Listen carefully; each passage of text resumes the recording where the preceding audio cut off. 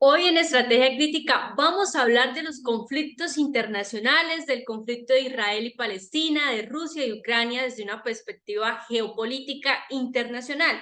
¿Qué es lo que está pasando y qué pasará con estos conflictos y cómo influyen en las dinámicas político y económicas en el mundo? Quédate, somos Estrategia Crítica, el programa de análisis del Observatorio Mexicano de la Crisis.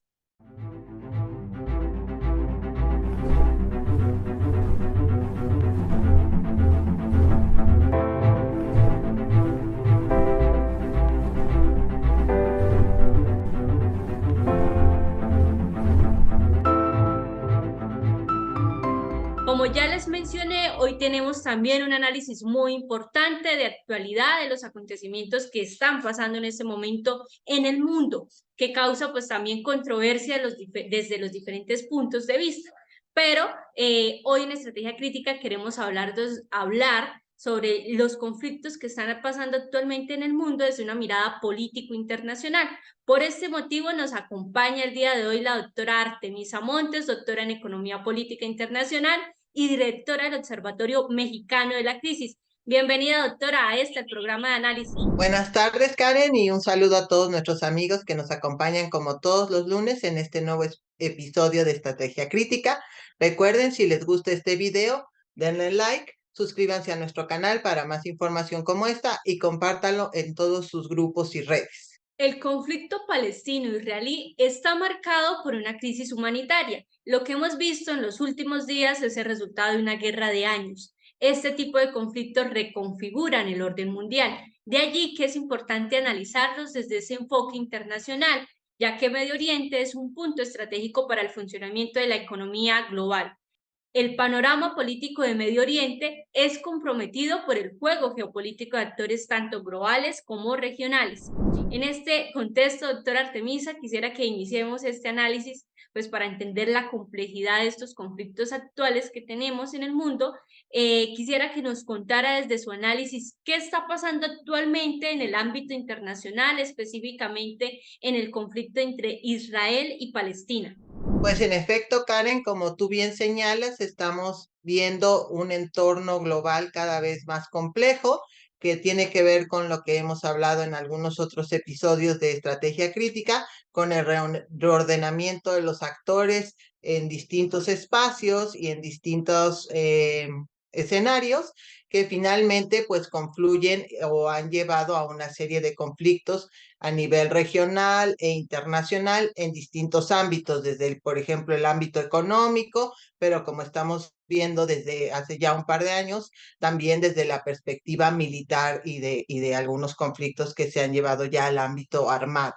Entonces, pues vamos a empezar hablando precisamente de el más reciente, que es este que se ha desatado entre Israel y Palestina a raíz, bueno, pues de una serie de ataques que se dieron el fin de semana pasado y que, bueno, pues han reactivado un conflicto que ha estado latente pues ya prácticamente por 75 años.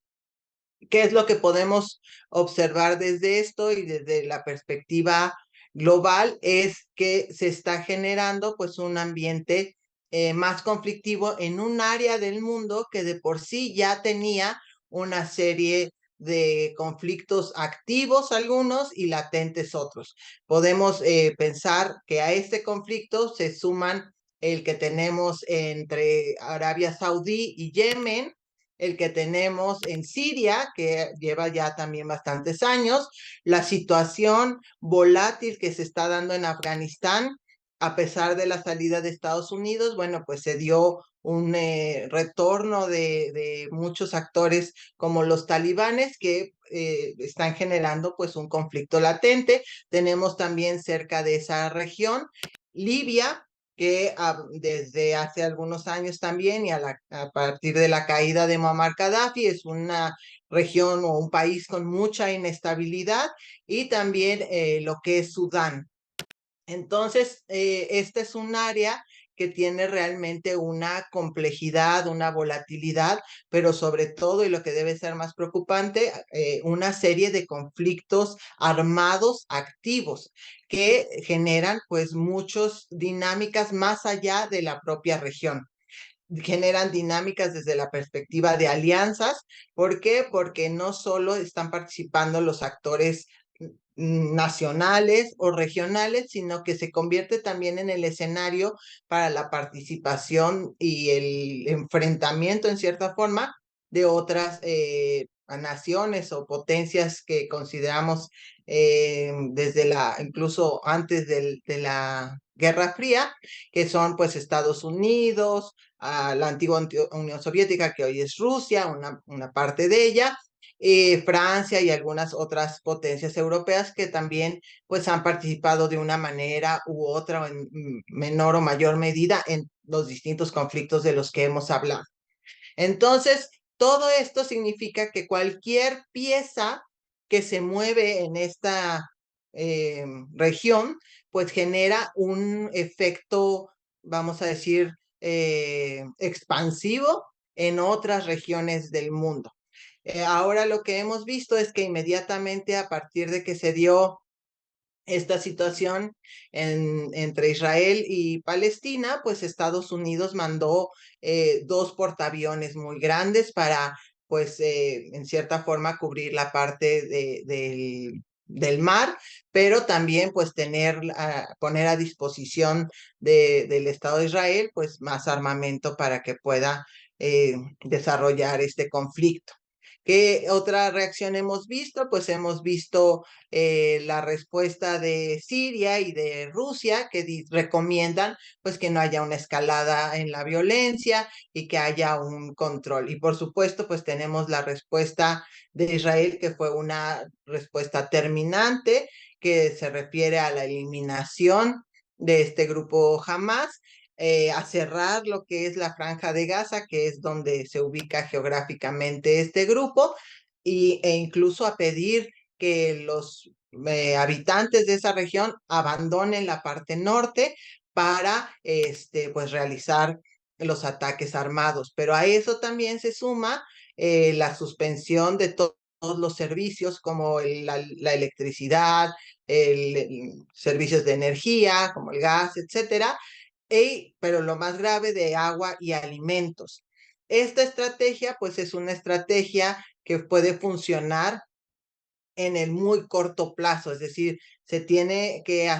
solo se puede instrumentar durante un periodo muy corto de tiempo, porque a la larga pues va a resultar mucho más costosa para el Estado de Israel tratar de mantener una estrategia desde este punto de vista. Primero, puede ser sostenible desde el punto de vista militar, pero desde la perspectiva de social, de apoyo en un entorno donde pues en este siglo XXI favorecemos el respeto a los derechos humanos, pues es moralmente insostenible. Entonces se tiene que pensar en alguna forma de resolver esto que vaya más allá de una intervención militar, porque en el largo plazo, pues esta no será sostenible. ¿Qué otras repercusiones podemos ver? Bueno, pues que los vecinos cercanos de esta zona pues vean amenazado por este creciente llegada de armamento tanto de Estados Unidos o mayor despliegue de armamento por parte de Israel, pues se vean amenazados y entonces se empiecen a generar también acciones defensivas, o que algunos grupos como los que están operando en Siria vean una oportunidad pues para escalar también ellos los ataques que han venido realizando en esta zona. Entonces, estamos en un momento bastante delicado desde la perspectiva regional, pero pues como vamos a ver más adelante, también desde el ámbito global e internacional. Bueno, doctora, y dentro de este contexto que usted ya nos está pues contando, ¿nos podría profundizar sobre esos conflictos actuales que existen en Medio Oriente? ¿Cuáles son estos conflictos? ¿Quiénes son los implicados? ¿Y cómo se relacionan entre sí? Por supuesto, bueno, pues ya esbozamos algunos, digamos, de los actores, pero si vemos el mapa de lo que es la región del Oriente Medio, del Medio Oriente, pues podemos ver que existen algunos conflictos que son armados, pero también otros que tienen alguna naturaleza incluso social o humanitaria. Podemos empezar tal vez por esos. Para eso tenemos que recordar que apenas en el año pasado tuvimos un terremoto devastador en Turquía.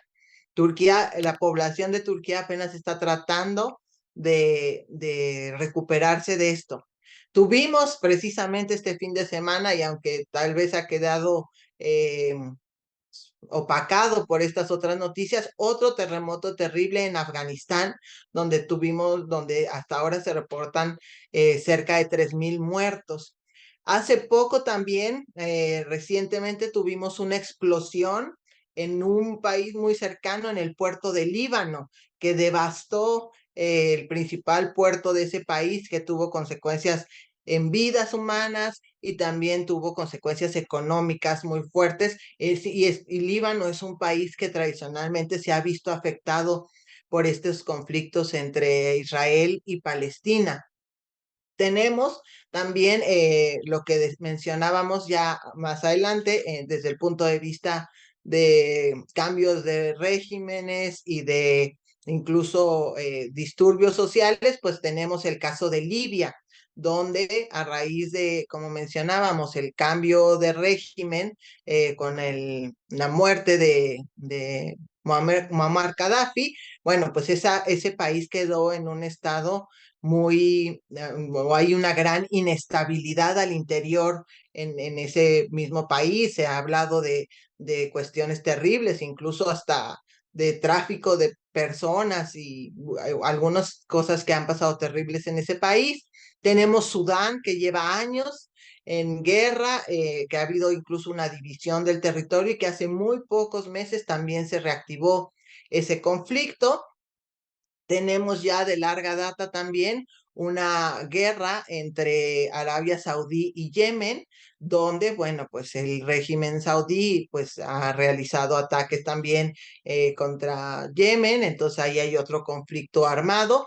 Tenemos, por supuesto, además en Afganistán, no solo el tema del terremoto del que hablamos, sino, bueno, ese país estuvo después del 11 de septiembre, pues ocupado muchos años por Estados Unidos. Estados Unidos salió en 2021, pero se generó también pues una gran inestabilidad política, hay distintos grupos enfrentados ahí también. Tenemos un conflicto latente entre Pakistán e India por un asunto fronterizo que lleva ya también muchos años. Y por supuesto, pues tenemos el caso de Irak, que también, bueno, con la Segunda Guerra del Golfo, pues también tiene una gran inestabilidad política y está tratando pues de recomponer el régimen político. Entonces, pues ese es a grandes rasgos. Tenemos también algunos conflictos dentro e inestabilidad política en Egipto, pues que no ha terminado de consolidar un régimen a partir de lo que sucedió después de la primavera árabe. Estuvieron un grupo en el gobierno que se llamaban los Hermanos Musulmanes, después este grupo salió del poder, ¿no? Por inestabilidad social también, y también tenemos ahí incluso en Egipto, que era pues un país que tradicionalmente había estado incluso como mediador en muchos de estos conflictos, pues tiene también sus propios conflictos políticos y internos. Es decir, sería a grandes rasgos el mapa de la región y lo que está sucediendo. Bueno, doctora, y ya entrándonos dentro del panorama geopolítico internacional, ¿cuál es esa división internacional, las implicaciones en la política internacional y económica que pueden causar este conflicto, hablando especialmente, pues, en el que el mundo está hablando, pues, en estos días, Palestina e Israel, y cómo está el mapa político internacional en estos momentos? Precisamente esta situación se da en un contexto, en cierta forma, inesperado. ¿Por qué? Porque ya es en los años 80, incluso en los años 90, cuando la gente hablaba de conflicto en Medio Oriente, el primer conflicto o el conflicto al que se refería era automáticamente este conflicto entre Israel y Palestina. Pero a partir como de mediados de los años 2000 empezó a bajar, digamos, la intensidad o por lo menos la tensión de este conflicto y el nivel de beligerancia, podríamos decir, en materia por algunas pues cuestiones más de soluciones políticas. Se empezaron pues a dar ciertos espacios de maniobra, algunas elecciones, que como que llevaron a mitigar la efervescencia de este conflicto, de manera que ya no estaba tan presente en la mente, digamos, de las personas este conflicto como lo llegó a estar. Cuando llegó a la presidencia el presidente Trump en Estados Unidos, él de hecho señala que lo más conveniente para ese conflicto sería pues que lo resolvieran las partes involucradas, en este caso Israel y Palestina, que se sentaran y sin la intervención de terceras partes lo resolvieran. Aun cuando, pues en cierta forma, parece que no está tomando partido, pero finalmente decide mudar la embajada de Estados Unidos de Tel Aviv a Jerusalén, que es un movimiento que en ese momento y que políticamente pues tiene mucha significancia desde la perspectiva de apoyar al Estado de Israel como reconocer a Jerusalén como la capital. Entonces, eso era, digamos, lo que más había llamado la atención. Otra cosa que vemos que había llamado la atención en fecha muy reciente es que se estaban normalizando, incluso se estaba pensando hacer un acuerdo entre Arabia Saudí e Israel, firmar un acuerdo, lo que significaba pues un cambio en lo que había sido la política tradicional de apoyo de los países árabes a Palestina sobre Israel. Entonces ahí estábamos viendo otro como cambio de rumbo en esta situación. Y bueno, pues todo esto ahora ese es el contexto de lo que ha pasado. Tenemos, por supuesto, pues la presencia de Irán como una gran potencia regional que gran parte de su influencia pues tiene que ver con el apoyo a otros países en la región y que es como en cierta forma junto con Rusia, pues ha sido siempre un contrapeso a la política de Estados Unidos y sus aliados en la zona. Lo vemos muy claramente eso en el caso de Siria, por ejemplo. Entonces, estos son como los estados en esta región, pues se convierten en escenarios de enfrentamientos pues más grandes o de potencias que están buscando mantener cierta influencia sobre los distintos países. Esencialmente pues se mantiene en cierta forma la rivalidad de la Guerra Fría entre pues ahora Rusia, Estados Unidos y sus aliados. Y bueno, pues esta reconfiguración, ahora vamos a ver cómo sucede. Lo que hasta ahora resulta interesante es ver que China no se ha pronunciado directamente o de una manera definitiva sobre este conflicto. Es bastante probable que China decida esperar a ver cómo avanza esta situación y le permite hacer reacomodos tal vez desde el punto de vista económico u otra cosa y no involucrarse pues en un conflicto, involucrarse directamente en este conflicto, ¿no? Eso es un tema interesante que vale la pena observar y darle seguimiento. Bueno, doctora, y en relación a los conflictos internacionales, pues que también tenemos actualmente y de los que hemos hablado también en estrategia crítica, como el de Rusia y Ucrania, ¿qué se espera de este conflicto precisamente si analizamos también la reconfiguración de actores internacionales que se involucran tanto en el de Rusia y Ucrania como en el de Medio Oriente? Podemos pensar que Ucrania puede llegar a ser el gran perdedor de este conflicto. ¿Por qué? Porque Estados Unidos, que había venido apoyando a Ucrania, pues ahora definitivamente va a destinar mucho más de ese apoyo que hubiera podido brindar a Ucrania a apoyar a Israel. Ya lo vimos con la respuesta inmediata del envío de los portaaviones del que ya habíamos hablado.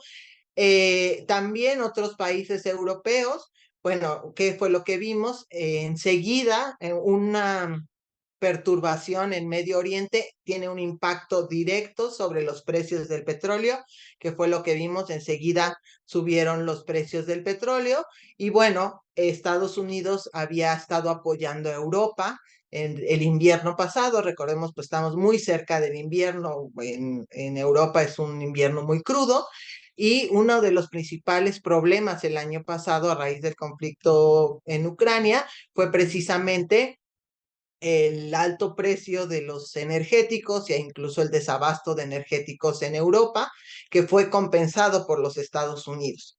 Si suben demasiado los precios del petróleo, este conflicto se prolonga, suben los precios del petróleo, pues Estados Unidos va a tener que enfocarse en cubrir su mercado local, el mercado nacional, y puede dejar desprotegido a Europa en ese sentido, y eso puede cambiar la correlación de fuerzas también dentro de los países europeos con respecto al conflicto en Ucrania. Otro efecto que podemos observar en Europa directamente va a ser el tema de migración. Ya lo vimos con el caso de Siria, que las olas de migrantes comenzaron a dirigirse hacia Europa. Ya hemos visto que en los últimos días también Europa ha tenido algunos,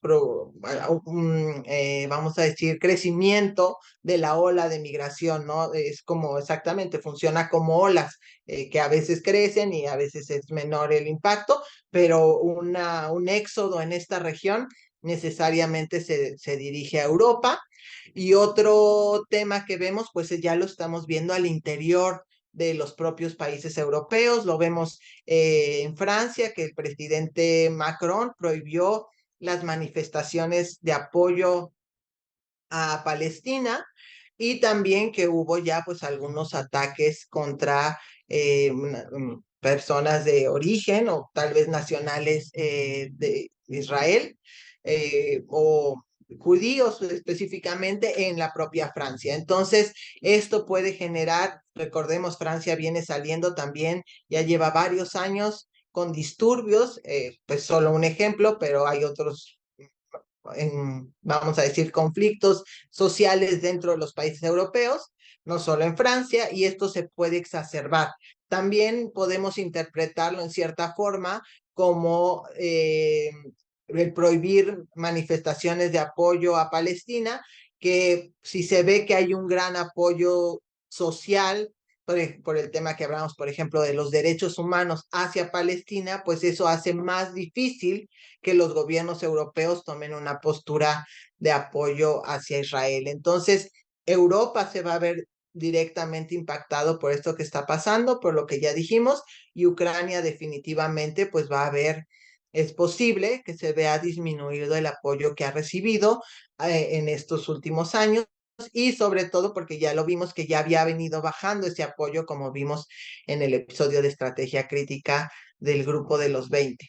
Entonces, pues este es un otro tema sobre el que habrá que poner muchísima atención a raíz de lo que sucedió el fin de semana pasado. Doctora, ya que nos está contando sobre estos efectos económicos, yo quisiera que les explicara a todas las personas que nos están viendo cuáles son esos efectos económicos para la economía mundial, también para nosotros aquí desde América. Primero, y del que ya hablamos, es el tema del alza de los precios del petróleo. Sabemos que tiene siempre un impacto directo sobre todas las economías del mundo. Primero, porque el petróleo sigue siendo el principal combustible. También es es una materia prima fundamental para la producción de muchos productos de distinto tipo, esencialmente cualquier tipo de plástico o materia sintética proviene del petróleo. Por eso su impacto la, sobre la actividad económica en general es muy importante.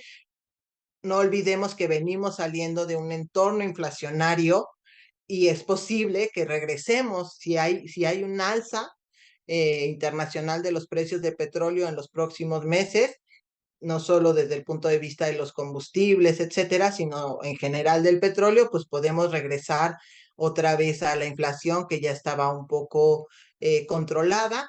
Esta zona también, pues tenemos el canal de Suez ahí muy cerca, también puede haber alguna interrupción en las cadenas de suministro, que nos puede tener un impacto inflacionario y que también puede tener un tema de desabasto. Es una región que tiene también, pues está en el hecho de que está precisamente en el medio de muchos otros países, pues puede generar escasez, por ejemplo, de alimentos en la zona. Subimos, por ejemplo, muchos de los disturbios que tuvimos después de la crisis de 2008-2009 en Túnez tuvieron que ver precisamente con el desabasto de alimentos. Entonces, si tenemos desabasto en esa zona, podemos empezar a ver también conflictos sociales generados por contagio de lo que está sucediendo en otros países, pero también por raíces de tipo económico, de desabasto de alimentos. Entonces, el impacto económico de este conflicto, entre más se prolongue el conflicto, pues puede tener ramificaciones en todos, desde el punto de vista de inflación y de desabasto incluso de alimentos en algunas partes muy específicas del mundo. Ya para ir finalizando, yo quisiera que nos diera, como se dice, esa brújula para entender qué va a pasar en el futuro. Doctora, ¿qué va a pasar desde su perspectiva con el conflicto entre Palestina e Israel y con los demás conflictos? Es parte de lo que hemos venido discutiendo en estrategia crítica y es muy interesante que lo plantees, Karen, porque seguimos viendo que no se ha podido reconfigurar un espacio de cooperación internacional, es decir, que los conflictos puedan escalar tan rápidamente, pero desescalar tan lentamente, es decir, que no seamos capaces desde la perspectiva internacional de generar respuestas alternativas a estos conflictos y que algunos se prolongan durante años, otros simplemente están ahí, pero como el caso de lo que hablábamos de Arabia Saudí y Yemen, que francamente muy pocas personas le dan seguimiento, o lo que ha pasado en Sudán, eventualmente salen las noticias y lo vemos, un conflicto estalla muy rápidamente, puede incluso escalar y después puede permanecer durante mucho tiempo porque no se está tomando una actitud proactiva y comprometida desde la comunidad internacional para desescalar los conflictos y buscar soluciones de largo plazo. Entonces, esto es otra vez una llamada hacia el multilateralismo, hacia reconstruir espacios de diálogo, a buscar soluciones que consigan detener los efectos. No nos acostumbremos a pensar que las pérdidas humanas son daños colaterales de conflictos que finalmente se tienen que asumir, sino recuperemos esta noción desde los derechos humanos de que todas las vidas son valiosas y que es un compromiso de la sociedad internacional y de cada uno de nosotros buscar que haya menos conflictos y soluciones prontas a los que existen. Entonces, pues esa sería nuestro deseo, la esperanza de que conozcamos lo que está pasando en el mundo, como tratamos de hacer siempre en estrategia crítica, y también de que nos involucremos en la construcción de soluciones de largo plazo y que pongan por encima de todo, pues el respeto a la vida y a los derechos humanos. Bueno, doctora, ¿y ya cuál sería ese mensaje final para todas las personas que nos están viendo en relación a estos tipos de conflicto? ¿Cuál es la conclusión final para ya finalizar este análisis? Que es muy importante que como sociedad estemos comprometidos con conocer lo que está pasando, entendamos que pues es un asunto que nos compete a todos, pero sobre todo que busquemos la forma de no generar más división a partir de un conflicto que ya existe y no traducirlo en más división, incluso dentro de nuestros propios países o dentro de nuestro grupo, sino sentarnos, a veces nosotros que estaremos un poco fuera de ese conflicto, por lo menos físicamente, pensar que tenemos esa ventaja, vamos a decir, esa perspectiva desde afuera, no involucrarnos en divisiones, sino en cómo podemos construir pues soluciones y contribuir apoyar a quienes desafortunadamente se encuentran inmersos en todos estos conflictos y estas situaciones de las que ya hemos estado hablando. Doctora Artemisa, en realidad pues muchísimas gracias por este análisis tan profundo, tan claro sobre estos temas pues que nos influyen a todos pues y que también a veces pues se tornan delicados y pues no sabemos cómo entenderlos. Muchísimas gracias de verdad por este análisis. A todas las personas que vieron este video hasta el final, recuerde que nos pueden dejar sus preguntas en los comentarios, no olviden suscribirse a nuestro canal para más análisis como este, nos ayudan muchísimo. No olviden darle like y nos vemos en 8 días, todos los lunes a las 6 de la tarde, aquí en Estrategia Crítica. Somos el Observatorio Mexicano de la Crisis y lo que queremos es tratar de simplificar estos temas pues, que parecen complejos pues, para todos ustedes. Muchísimas gracias y hasta la próxima. Y como siempre, para todos nuestros amigos que nos acompañaron hasta el final de este video, pues tenemos nuestro dato curioso de estrategia crítica. Y es precisamente que así como se dio este lamentable ataque el 7 de octubre de 2023, este mismo día, 7 de octubre, se conmemoraban los 50 años del inicio de la guerra de Yom Kippur. Pero además coincide con que el 7 de octubre del año 3761 a.C. es considerado como el día del inicio del mundo, de acuerdo con el calendario hebreo. Y esta es nuestra nota curiosa del día de hoy.